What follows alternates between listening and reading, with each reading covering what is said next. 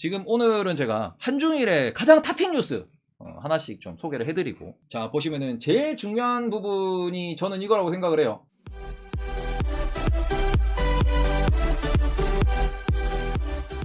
지금 엄청 웃긴 일들이 발생하고 있습니다. 요 부분이지, 요 부분.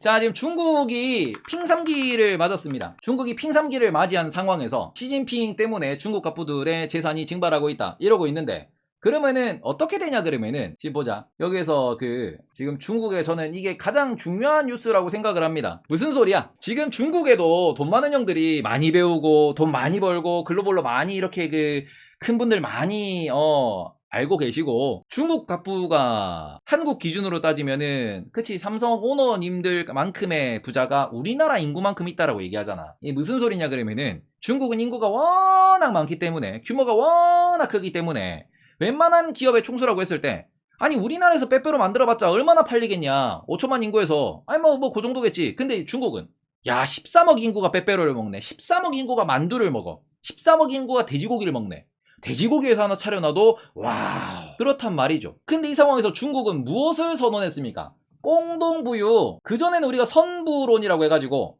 먼저 기업이라든지 아니면은 소위 말하는 그 리더들이 우리 시장을 이끌어라, 글로벌 수준으로 끌어올려라, 그리고는 이게 공부론, 공동부유로 넘어오면서 이게 뭐합니까? 니들이 번 거를 나눠라잖아. 요거잖아. 나눠라. 나누는 방법은 간단합니다. 뭐하냐? 일단은 폭발을 시키는 방법이 있고요. 그 내래 너는 내 눈에 들지 않는다우. 잠깐, 자꾸 북한인데. 예, 어쨌든 그러면서 니를 니가 해외로 자금을 빼돌리고 니가 다른 라인에 돈을 대고 이건 안 되겠다우. 너 기업 가져오라우. 이런 부분이거든. 그러다 보니까 실제로 알리바바의 마윈, 우리는 마윈 형이 중간에 사라진 줄 알았지. 멀리 떠난 줄 알았어. 그런데 마윈 형님이 돌아는 오셨는데, 지금 무슨 말을 해? 우리가 2013년 13년만 하더라도 마윈이 중국의 혁신을 이끌었다, 아시아 IT 미국을 경쟁할 수 있는, 알리바바는 그지 아마존을 따라잡을, 어이구, 지금은 마윈 검색하면 뉴스 나오나? 그지 않아요? 지금 육지에 있어요. 바다에 계시지 않습니다. 물속에 계신 게 아니고 살아 계셔. 근데 마윈 보면은, 어이구, 자, 일단은 사진이 2019, 네, 사진이 2019고요. 자, 마윈 알리바바 창업주의 몰락과 시진핑의 절대고. 마윈 알리페이 의결권도 포기, 엔트그룹소 손뗀 배경은. 마윈 핀테크사에서 엔트그룹 대주주지 포기. 이걸 봤잖아. 작년에 한 2달 안 계셨어. 그러고는 돌아오셨어요. 돌아오시고는 조용히 계시지. 어디서 무슨 얘기를 들은 건지 모르겠지만 해외도 안 나가셔. 언론도 안 나와. 조용히 계셔. 조용히. 폭파지. 그게 아니면은 뭐합니까? 제일 쉬운 거죠, 국가 기준에서. 터트려버리던가 빨대를 꼽든가. 둘 중 하나야. 내가 너의 모든 것을 가져가던가, 아니면은 지금의 너의 그 권리를 누리면서 내가 네 골수의 빨대를 빡! 그러고 너 어떻게 합니까? 세금으로 쪽쪽 빨아가는 거야. 요게 공동부유지. 이 세금으로, 이 폭파된 걸로 뭐합니까? 폭파되면 이제 공산당 소유가 되는 거죠. 세금도 어디로 들어와? 공산당으로 들어오는 거야. 그럼 요걸로 뭐랍니까? 요걸로 중국을 성장시키겠다. 그래서 불공정으로 지원해줘가지고 디스플레이 키우고, 조선 돈 때려붓고, 폴리실리콘 열심히 키우고, 반도체 굴기하고, 그거 한다라는 거 아니야. 결국에는 공산당이 모든 걸 다 하고, 이 부분은 이게 자본주의가 아니라는 소리지, 이게 지금 중국이고요. 그러니까 뭐합니까? 나누기 전에, 세상 어떤 사람이 나누는 걸 좋아하겠습니까? 제가 항상 말씀드리는, 지금 21세기는, 그쵸? 우리가 20세기와 21세기를 나누셔야 돼.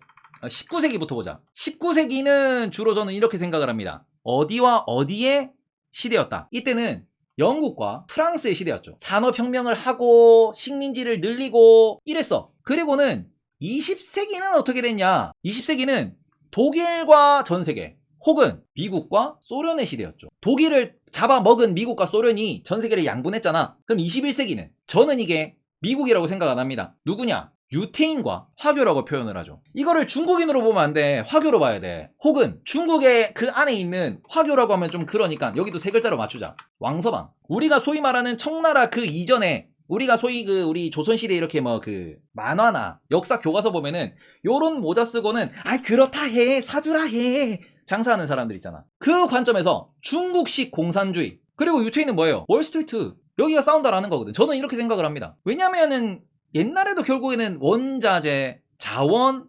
돈, 경제, 기술이었는데 지금도 똑같아요. 이때 식민지가 왜 개척이 됐냐?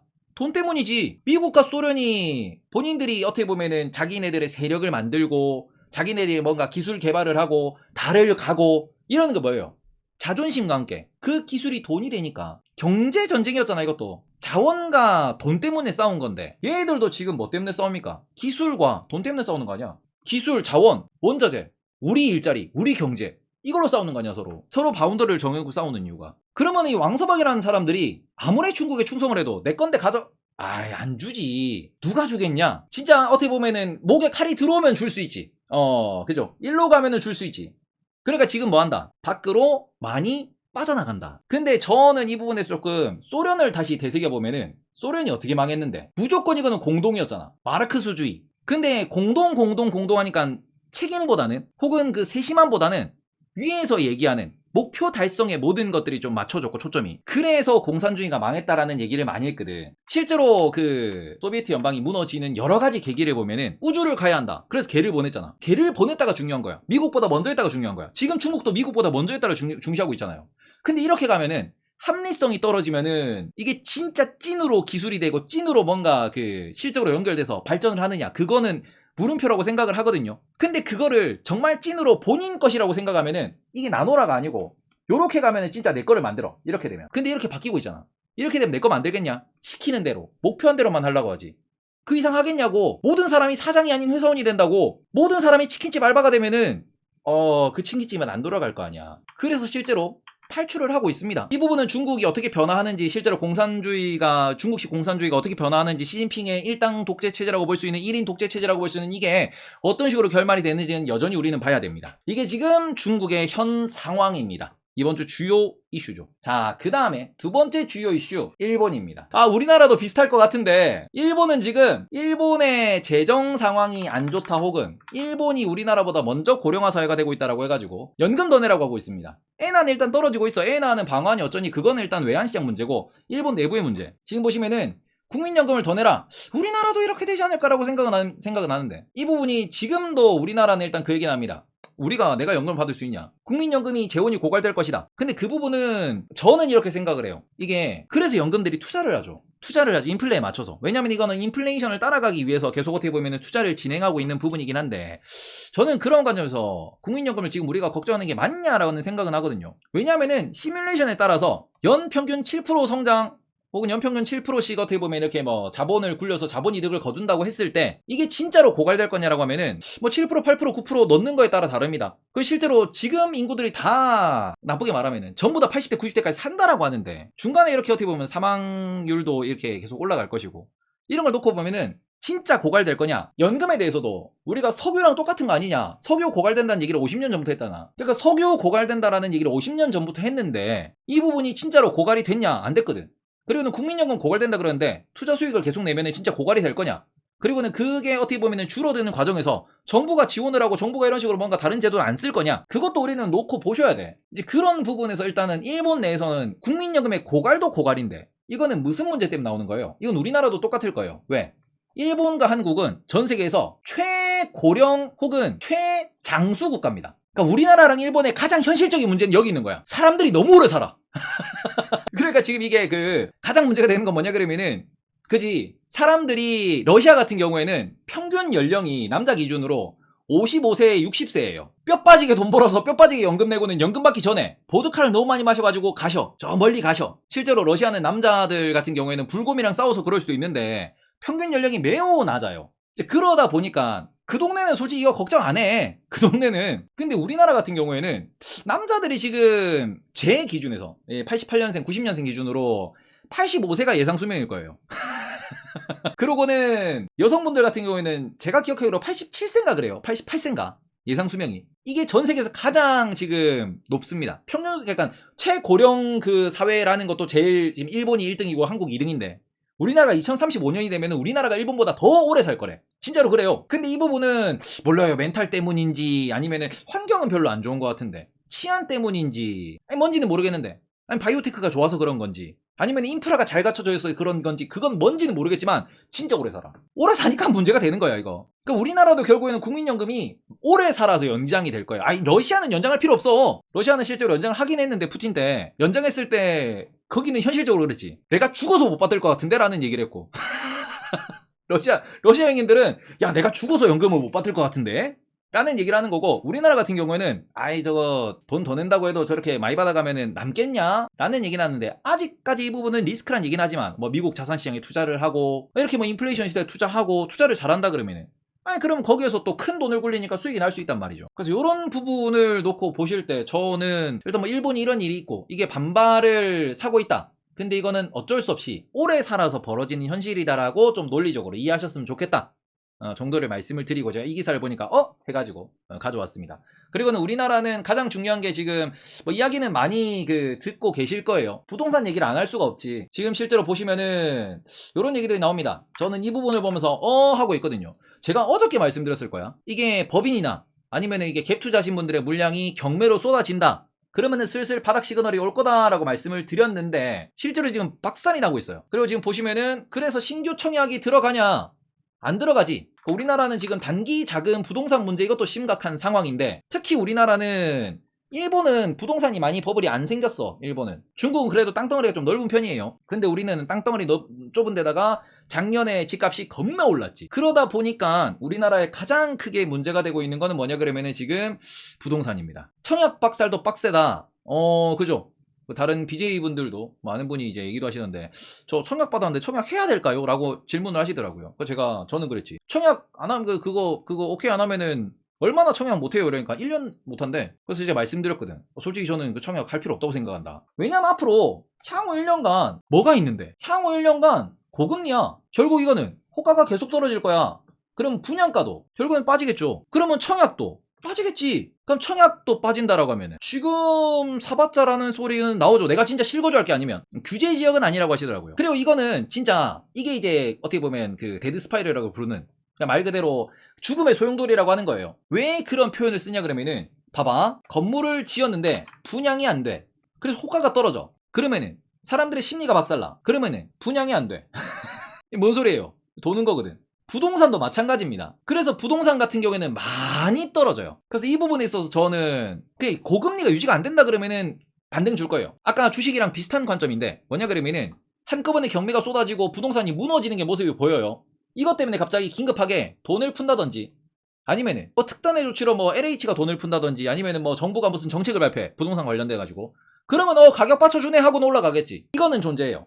이거는 정부의 정책에 의한 움직임일 수 있습니다. 너무 박살나면 오히려 그냥 말 그대로 그냥 금융권 시스템 이쪽으로 문제가 생길 수 있으니까, 그것 때문에 이 이상 빠지면 안 된다, 야 여기서 막아야 된다 하고 정부가 뭐 예를 들어서 뭐 2년 동안 단기적으로 내가 매수를 해서 뭐 임대를 준다든지, 임대 사업 할 수 있잖아. 신규 신축된 거 분양 안 되면 미분양 물건을 LH가 싹 걷어가가지고 저 가격에, 낮은 가격에 2년 임대 사업하고, 그러면 건설사가 다시 사라. 혹은 그러고 난 뒤에 재분양한다. 이럴 수도 있는 거거든요. 그러니까 이건 어떻게 보면은 우리나라에서 어떤 정책을 쓸지가 중요하긴 한데, 지금 생각보다 너무 빨리 박살이 나고 있습니다. 지금 미국도 제가 아침에 보여드렸는데, 미국의 지금 주택이 어떻게 박살나고 있냐에 대해서 이걸 좀 보여드렸지. 지금 미국의 주택시장이 이거 3개월짜리 자료입니다. 심지어는 이 3개월짜리 자료가 언제냐 그러면은 6, 7, 8월이에요. 지금 10월이잖아. 6월에서 8월까지 미국에서도 이런 일이 발생하고 있어. 미국에서도 그래서 지금 피복 기대감이 더 나오고 있는 거야. 어디? 샌프란시스코 마이너스 29%. 말 그대로 30억짜리가 지금 21억 됐다는 소리야. 이거 박살 많이 났어요. 근데 이게 8월까지야 9월에도 추가로 3% 박살 난다 그러면은, 여기서 3%면은 얼마야? 20억 된다는 소리잖아. 그냥 1억씩 빠지는 거야. 1억씩 지금. 그러니까 지금 미국에서도 기대감 이거죠. 연준 금리 못 올릴 수도 있는데, 11월에 0점 올려야 될 것 같은데, 이 얘기도 나오는 거예요. 그래서 어떻게 보면은 그쵸, 좀 이게 시차는 두고 있는데 많이 오른 데가 많이 빠지고 있고, 지금 올라가는 애도 곧 이렇게 박살이 날 거다라는 얘기잖아. 30년 모기지가 7%씩 나와버리니까. 그러면 이 부분에 있어가지고 부동산 부양을 위해 가지고 정부들이 어떤 정책을 쓸 것이냐. 우리나라도 미국도 유럽도 얘는 돈이 워낙 크기 때문에 자산시장 주식시장보다 훨씬 큽니다. 그 부분에 있어가지고 어떤 대책이 나오느냐가 매우 중요하다. 부동산이 지금 감히 바닥이라고 얘기 못합니다. 더 빠질 거예요. 특히 지방은 더 빠질 겁니다. 다만 여기서 정부가 어떤 정책을 쓰냐에 따라 가지고 바닥이다 아니다의 심리가 돌아설 거예요. 물론 고금리이기 때문에 능력이 안 되면 유지는 어렵겠지만, 가격 방어를 해주느냐 안 해주느냐가 중요한 거거든요. 가격 방어를. 그러니까 지금은 정부가 정책 내는 거잖아. 고금리니까 이거 저리로 해가지고 은행들한테 좀 부담 주고, 야 너 이거 오랫동안 이자 받아 먹어, 이렇게 얘기를 하는 거거든. 이런 단기적인 대책 혹은 조금 대책 같지 않은 대책 말고 실제로 돈을 푸는 대책이 나온다. 그럼 오히려 그거지. 한국은행 피봇, 연준 피봇, 이런 얘기도 나올 수 있다라는 거거든요. 그래서 이런 부분에 대해 가지고 좀 참고는 해보셨으면 좋겠다라고 말씀을 드리도록 하겠습니다. 어쨌든 지금 한중일에 이런 뉴스들이 나옵니다. 중국은 부자 탈출, 일본은 그지? 일본 뉴스가 없어 지금. 일본은 뉴스 날 게 뭐가 있습니까? BOJ가 지금 개삽질하고 있는데, 뭐 그럼에도 불구하고 글로벌 외환시장이 조금 돌아서면서 엔화가 강세로 돌아서고 있고요. 그리고 우리나라는 여전히 가장 탑픽이 부동산 강원랜드, 죄송합니다, 레고랜드. 네. 강원랜드 투자자들분한테 정말 죄송하고요. 네, 레고랜드. 그리고는 계속해서 나오는 게 채권, 단기금융, 모든 게 단기금융이에요. 그래서 단기금융시장이 조금 문제가 많다 정도로 보셨으면 좋겠고, 중국 부자가 한국으로 오면 꿀이려나요? 라고 하시는데, 중국 부자는 한국으로 안 옵니다. 어디?